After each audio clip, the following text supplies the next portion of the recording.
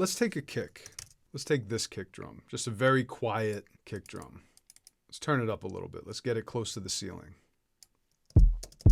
Let's do some processing with this kick with knock. So this is the kick before anything. First, I'm gonna do a little processing to it. Let's cut some of this tail and let's shape it. Okay, so we'll start with that. Let's add some punch. Let's pitch it down a little bit too. So we get some punch, little bit of saturation. Let's add some sub. And so this last one is a clipper, and this top dial, as you can see in the graphic, it goes between hard and soft clipping. Let's try hard clipping and see what it sounds like, and then let's move to soft clipping.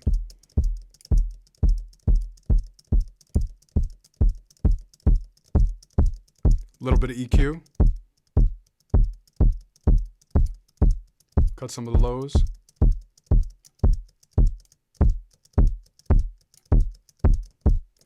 And then another cheat code on the bottom of this plugin, there's a tone knob. If you turn it up, it's a tilt shift and it favors the top end.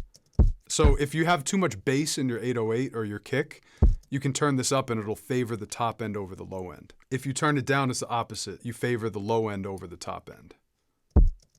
So you see it's very bassy now. The reason I added this feature into knock is because a lot of times when I'm mixing drums, there'll just be like too much thump in the drums or not enough thump. And this is just a quick way to dial it in without having to use EQ. This plugin also, there's no intended way to use it. The only intention is that you use it on your drums.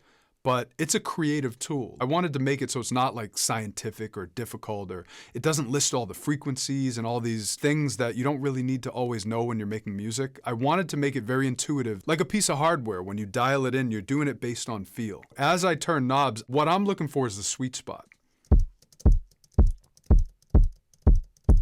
I'm looking for that sweet spot. And now that I have all these features in my toolbox, I can dial in that exact sound I want with the drums based on my ears. So it's not like looking at numbers and, oh, I usually move it right there and usually do that to 200 hertz. No, this is literally just you go in, you dive in, and you tweak things exactly the way you want. That's what this plugin's designed to do. It's designed to allow you to find the sweet spot. And I made it simple enough so it's easy to do. Anyone can dial in a sweet spot. Okay, we have something dialed in with the kick.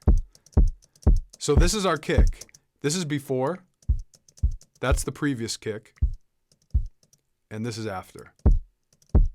So we did that with one plugin. Normally this would take me 5, 6, 7 plugins, and we did it with one. And what's dope on top of that, one feature about this plugin that you can't get, or at least get easily, is if you had a transient shaper, saturator, sub oscillator, EQ, and a clipper, you can't do dry and wet with all those functions. In Ableton, you can do a dry wet rack, but it's not always accurate to get the dry wet with that. So with this, we can dial in dry wet. So this is off.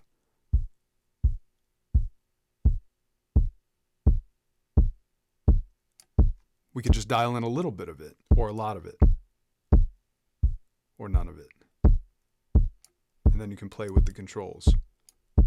And another thing about dry wet, it's called parallel processing. What you can do is go extreme with the features and only dial in a little bit of it. So that's another way you could use the plugin.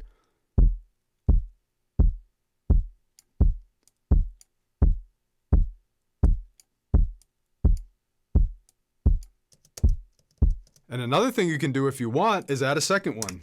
You can add 2 knock plugins and you can dial it in even more. Say I want to add more soft clipping to it. Fucking fire.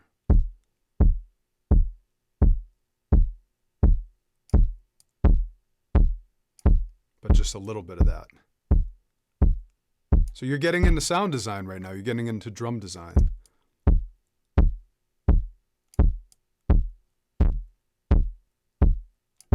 And don't be afraid, just try shit.